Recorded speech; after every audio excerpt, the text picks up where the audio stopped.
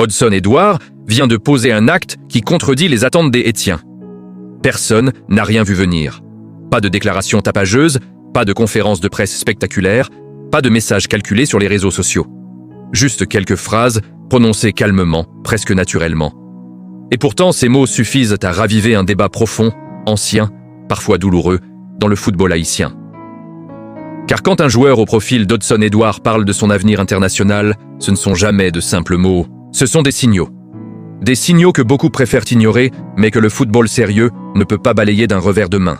Ce dossier, aujourd'hui, mérite mieux que des réactions à chaud.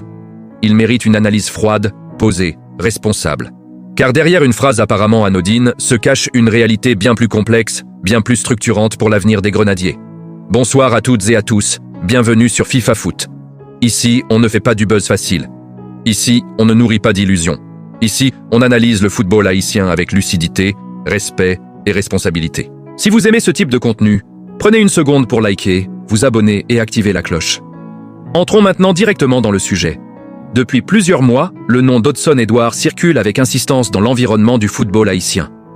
Discussions entre supporters, débats sur les réseaux sociaux, espoir nourri par son statut, par son talent, par son parcours européen. Pour beaucoup, il représentait ce profil capable d'élever immédiatement le niveau offensif de la sélection haïtienne. Un attaquant expérimenté, passé par la Premier League, aujourd'hui en relance en Ligue 1 avec le RC Lens. Sur le papier, le profil semblait séduisant. Trop séduisant peut-être. Car dans le football international moderne, ce qui semble logique pour le public ne l'est pas toujours pour le joueur. Et c'est précisément là que commence le malaise. Dans un entretien accordé au quotidien, l'équipe, Hudson-Edouard a pris la parole. Il n'a pas parlé d'Haïti en premier. Il a parlé de lui, de son parcours, de ses réussites, de ses frustrations aussi. Il est revenu sur un moment clé de sa carrière internationale, Euro U17 remporté en 2015 avec équipe de France. Un tournoi marquant, un tournoi fondateur. Meilleur buteur de la compétition. Triplé en finale. Une génération dorée. Pour lui, ce souvenir reste un repère. Et lorsqu'il explique pourquoi il n'a pas encore été appelé en équipe de France A, son analyse est limpide. S'il n'y est pas, c'est qu'il n'a pas encore fait assez. Cette phrase est capitale. Elle dit beaucoup plus que ce qu'elle laisse entendre. Elle montre un joueur qui se projette toujours dans le cadre français. Un joueur qui ne considère pas ce chapitre comme clos. Un joueur qui se juge encore légitime à espérer. Et c'est seulement après cela que la question d'Haïti arrive. Et la réponse, elle aussi, est mesurée, mais lourde de sens. Hudson-Edouard ne ferme pas totalement la porte à Haïti, mais il affirme clairement que jouer pour l'équipe de France serait, selon ses propres mots, la suite logique de sa carrière. Cette expression n'est pas anodine. La suite logique, cela veut dire continuité. Cela veut dire cohérence avec son parcours, sa formation, son identité footballistique. Et cette logique-là ne place pas Haïti en priorité. Elle place Haïti comme une éventualité, conditionnée à l'échec d'un autre rêve. Et c'est précisément ce point qui doit être analysé sans hypocrisie. Depuis plusieurs années, le football haïtien nourrit une relation ambiguë avec sa diaspora. D'un côté, elle est perçue comme une richesse, une réserve de talent capable de compenser les limites structurelles du football local. De l'autre, elle est source de frustrations répétées, de dossiers inachevés, d'espoirs déçus. Trop souvent, l'origine est confondue avec l'identité. Trop souvent, on suppose qu'un joueur ayant des racines haïtiennes finira naturellement par choisir Haïti. Or, le football international ne fonctionne pas sur des suppositions. Il fonctionne sur des choix clairs, assumés, parfois douloureux.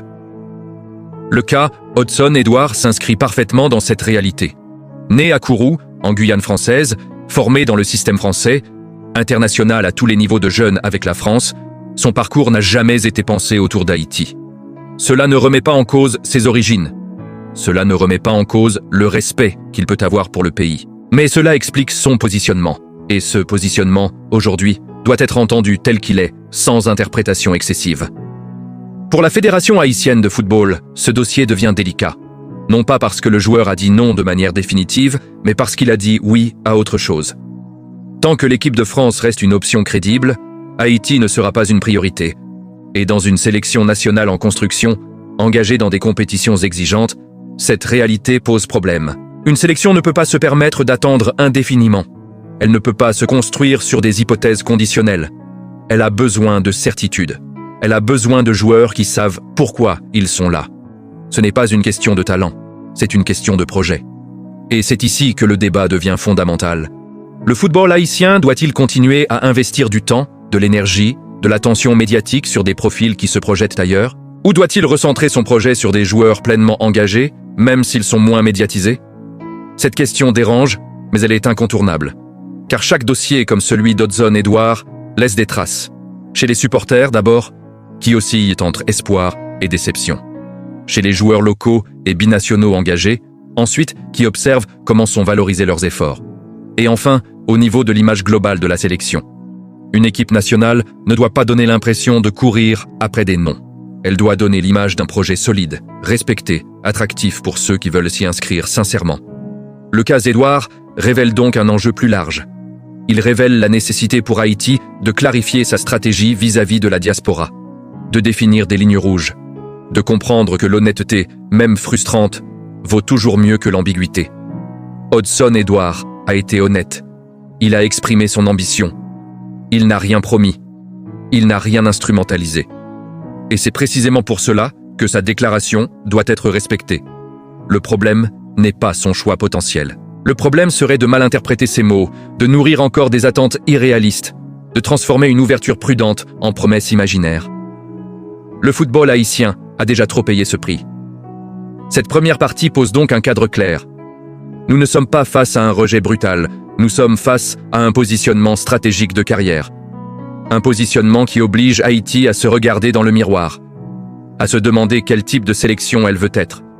Une sélection d'attente ou une sélection de conviction? Dans la deuxième partie, nous irons encore plus loin. Nous analyserons les conséquences concrètes de cette déclaration pour la FHF, pour les autres joueurs binationaux et pour la construction à long terme de l'équipe nationale haïtienne.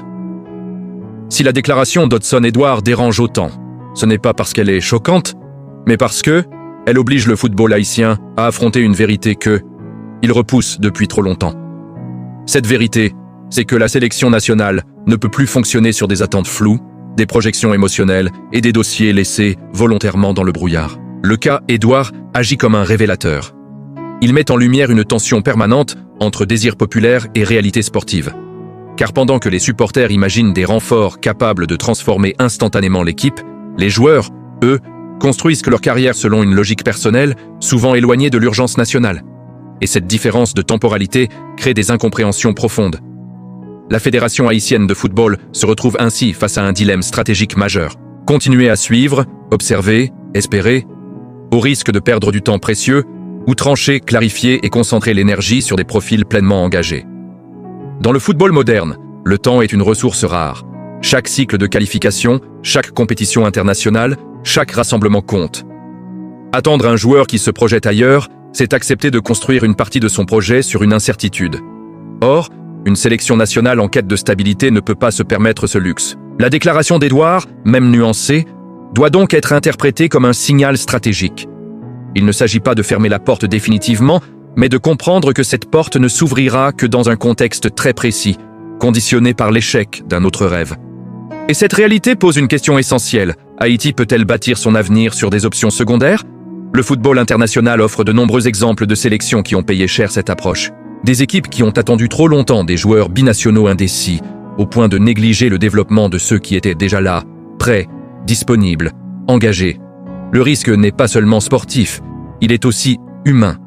Car chaque fois que un joueur engagé voit, attention médiatique, se concentrer sur un profil hypothétique, un message implicite est envoyé. Ton engagement compte moins que le potentiel d'un autre. Et à long terme, ce message fragilise la cohésion. Le cas Edouard oblige également à poser la question du respect du maillot.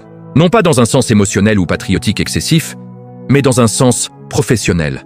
Représenter une sélection nationale implique des contraintes spécifiques, des déplacements parfois complexes, des infrastructures parfois limitées, une pression populaire intense, un calendrier exigeant. Tous les joueurs ne sont pas prêts à accepter ces réalités. Ceux qui le font sans condition doivent être valorisés. Sinon, la sélection devient un espace de passage et non un projet collectif. Dans ce contexte, la communication de la fédération devient centrale. Trop souvent, le silence est interprété comme une ouverture. L'observation est interprétée comme une promesse. Et l'absence de clarification nourrit des débats stériles. Le dossier Edouard montre la nécessité d'un discours institutionnel plus clair. Dire qu'un joueur est observé ne doit pas être compris comme une avancée décisive. Dire qu'un joueur a des origines haïtiennes ne doit pas être perçu comme une intention automatique. La maturité d'une sélection passe aussi par la pédagogie envers son public. Expliquer que certains dossiers sont complexes. Expliquer que certains choix ne dépendent pas uniquement de la volonté de la fédération. Expliquer que le football de sélection est un équilibre fragile entre ambition et réalisme. Cette pédagogie est indispensable pour éviter les frustrations répétées. Car à chaque dossier non abouti, une partie du public se sent trahie alors qu'aucune promesse n'a été faite. Le cas Edouard illustre également un autre enjeu, l'attractivité réelle du projet haïtien. Pourquoi certains joueurs hésitent-ils autant? Pourquoi Haïti est-elle parfois perçue comme une option de dernier recours? Cette question dérange, mais elle doit être posée. L'attractivité d'une sélection ne repose pas uniquement sur l'amour du pays. Elle repose sur la clarté du projet sportif, la stabilité du staff, la régularité des compétitions, la visibilité internationale et la capacité à accompagner les joueurs dans leur carrière. Tant que ces éléments ne seront pas solidement installés, certains profils continueront à hésiter. Et cette hésitation n'est pas toujours un manque de respect. C'est souvent un calcul rationnel. Le football est devenu une industrie. Les choix internationaux peuvent influencer une carrière, une exposition médiatique, des opportunités contractuelles. Ignorer cette dimension serait naïf. Mais l'accepter ne signifie pas s'y soumettre. Haïti doit affirmer ce qu'elle est et ce qu'elle veut devenir. Une sélection respectée n'est pas celle qui attire tout le monde, mais celle qui attire les bons profils. Ceux qui partagent une vision. Ceux qui acceptent le projet dans son ensemble, avec ses forces et ses limites. Le cas Edouard doit donc servir de point d'appui pour redéfinir une politique claire vis-à-vis des binationaux. Une politique basée sur 3 piliers, la volonté réelle du joueur, sa disponibilité immédiate et sa compatibilité avec le projet collectif.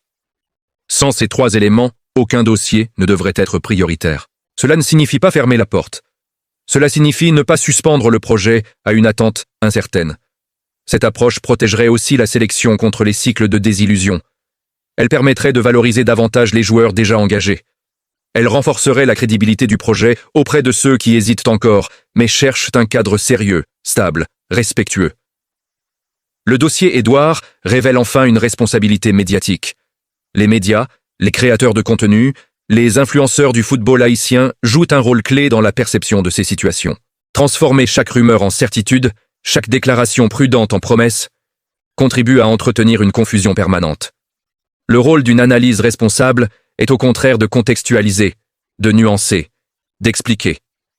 Dire clairement qu'un joueur se projette ailleurs n'est pas du pessimisme, c'est du réalisme. Et le réalisme est une forme de respect envers le public.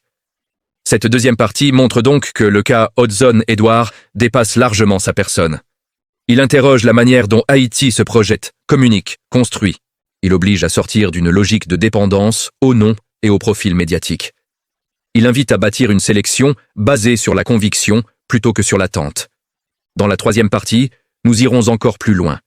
Nous analyserons ce que ce type de déclaration signifie pour les jeunes joueurs de la diaspora, pour la future génération des Grenadiers et pour la capacité des Haïti à se positionner durablement comme une sélection respectée dans espace CONCACAF et au-delà.